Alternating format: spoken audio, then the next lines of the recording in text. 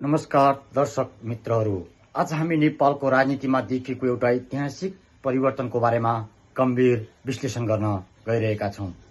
लामो समयदेखि नेपालमा राजनीति केही सीमित नेताहरू र केही सीमित पार्टीहरूको वरिपरि घुम्दै आएको थियो, तर अहिले परिस्थिति बदलिँदैछ।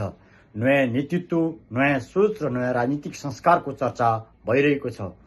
यस परिवर्तनको केन्द्रमा छन् रवि लामिछाने र उहाँको नेतृत्वमा रहेको राष्ट्रिय स्वतन्त्र पार्टी। अब प्रश्न उठिरहेको छ, नेपालको राजनीतिमा साँच्चै नयाँ युग सुरु भएको हो? यदि हो भने अब रवि लामिछानेले देशलाई कता लैजान्छन्?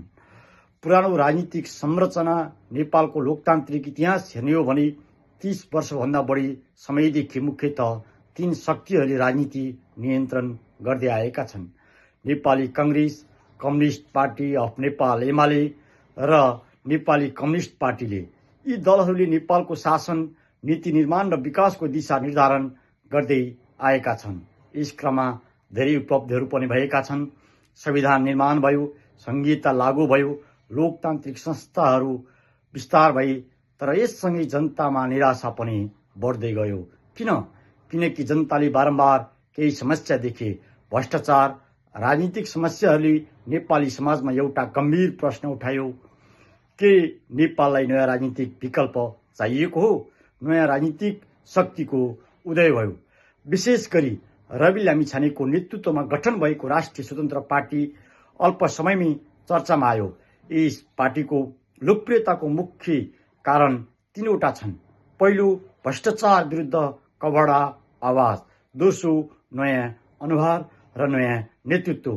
तेस्रो, युवाहरूले व्यापक समर्थन। युवाहरूको सामाजिक सञ्जाल, डिजिटल प्लेटफर्म र वैकल्पिक मिडियाले पनि यस राजनीतिक शक्तिलाई धेरै बल दिएको छ। जनताको अपेक्षा। अब सबैभन्दा ठूलो प्रश्न के छ भने जनताले रवि लामिछानेबाट के अपेक्षा गरिरहेका छन्? जनताको अपेक्षा धेरै स्पष्ट छ। पहिलो, भ्रष्टाचार अन्त्य। नेपालमा धेरै वर्षदेखि भ्रष्टाचार ठूलो समस्या बनेको छ। यदि नयाँ नेतृत्वले यस क्षेत्रमा ठोस कदम चाल्न सके भने त्यो ऐतिहासिक उपलब्धि हुनेछ। दोस्रो, राम्रो शासन व्यवस्था।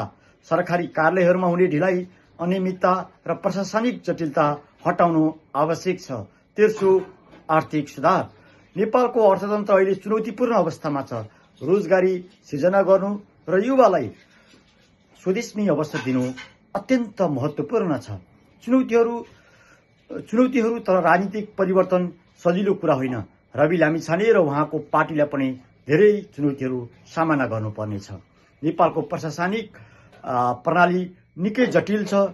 यहाँ पुरानो ब्युरोक्रेसी, राजनीतिक दबाव, आर्थिक सङ्कट जस्ता धेरै समस्याहरू छन्। यदि यी समस्याहरू समाधान गर्न सकेन भने परिवर्तनको अपेक्षा अधुरो रहन सक्छ।